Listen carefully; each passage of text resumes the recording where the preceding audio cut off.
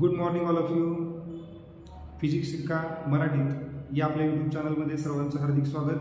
आज आपण तुमच्यासाठी खास एक नवीन व्हिडिओ घेऊन आलोय. Maximum safety speed of vehicle crossing over A convex bridge. Convex ब्रिजच्या जागेवरती तुम्ही बाळांनो इथं स्पीड ब्रेकर पण घेऊ शकता, काय अडचण नाही. स्पीड ब्रेकर आपल्याला माहिती आहे की बऱ्याचदा काय होतं, सरळ रस्ता आपल्याला मोकळा दिसला की आपण काय करतो, आपल्या गाडीचं स्पीड वाढवतो, बरोबर. आणि जर समजा एखादं शाळेचं ठिकाण असेल, गावाचं ठिकाण असेल, तर त्या ठिकाणी काय केलेला असतो, तर लहान मुलांचा वावर जास्त असतो. गाड्यांना क्रॉसिंग करण्यासाठी वेळ मिळावा यासाठी त्या ठिकाणी ब्रिजची व्यवस्था केलेली असते, बरोबर, किंवा स्पीड ब्रेकरची व्यवस्था केलेली असते. मग अशा वेळेला काय होतं, अचानकपणे आपल्याला जर समोर स्पीड ब्रेकर जर दिसला तर आपण काय करत असतो, आपल्या गाडीचं स्पीड कमी करण्यासाठी ब्रेक अप्लाय करत असतो. आणि ब्रेक अप्लाय केल्यानंतर मग आपण त्या ठिकाणी काय करतो, त्या व्यवस्थितरित्या त्या स्पीड ब्रेकरवरून व्यवस्थितरित्या जाऊ शकतो, बरोबर. मग जर आपण अचानकपणे त्या स्पीड ब्रेकरला पाहिलं तर ॲक्सिडेंट होण्याची शक्यता पण असते.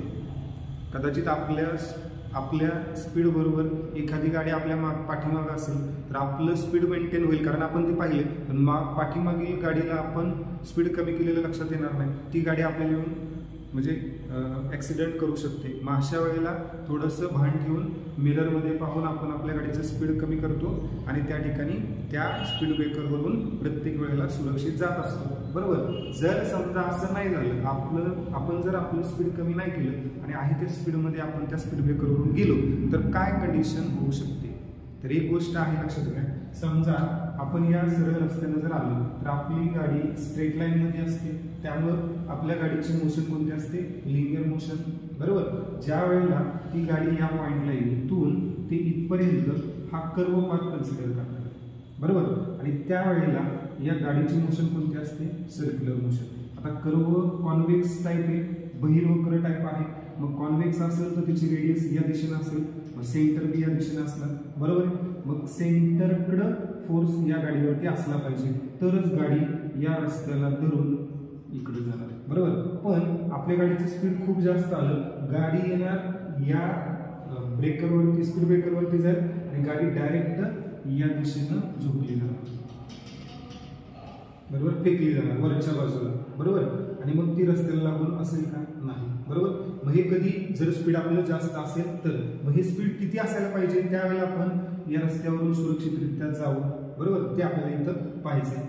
इथं असताना लिनियर मोशन आहे, इथं असताना सर्क्युलर मोशन आहे, आणि इथं पुढे गेल्यानंतर पण लिनियर मोशन आपली त्या ठिकाणी मेंटेन होणार आहे. मग या पॉइंटला असताना त्या ठिकाणी ह्या गाडीची स्पीड किती असायला पाहिजे, त्यावेळेला आपण सुरक्षित जाऊ, बरोबर. आता पहिली गोष्ट काय आहे, तर या व्हेकलवरती असणारे फोर्सेस. मग या व्हेकलवरती असणारे फोर्सेस काय, कंपल्सरी याला काहीतरी मास आहे, मास आहे म्हणून की त्याला वेट आहे, वेट ऑफ व्हेकल हा पहिला फोर्स.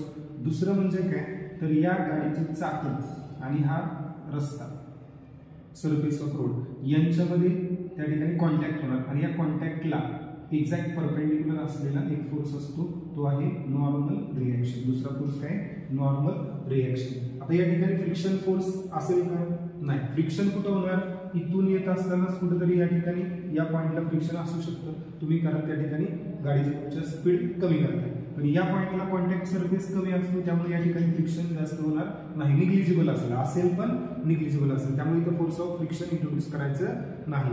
मग ऍक्च्युअली किती फोर्सेस आहेत, दोन. एक आहे नॉर्मल रिॲक्शन, दुसरा आहे वेट ऑफ व्हेकल. आता या ठिकाणी व्यवस्थित लक्षात घ्या, जर नॉर्मल रिॲक्शन फोर्स हा mg पेक्षा जर ग्रेटर झाला तर काय होईल, आणि mg नॉर्मल रिॲक्शन पेक्षा जर ग्रेटर असेल तर काय, हा महत्वाचा फरक तुमच्या लक्षात येणं अपेक्षित आहे. बघा, नॉर्मल रिॲक्शन जर जास्त झाली mg पेक्षा, तर ही गाडी नॉर्मल रिॲक्शन कुठल्या दिशेला आहे, वरच्या, बरोबर. वरच्या दिशेला ही गाडी फेकली जाईल आणि गाडी हवेमध्ये जाणार, हवेमधून डायरेक्ट रस्त्यावरती येणार आणि आपला ऍक्सिडेंट होण्याची शक्यता आहे.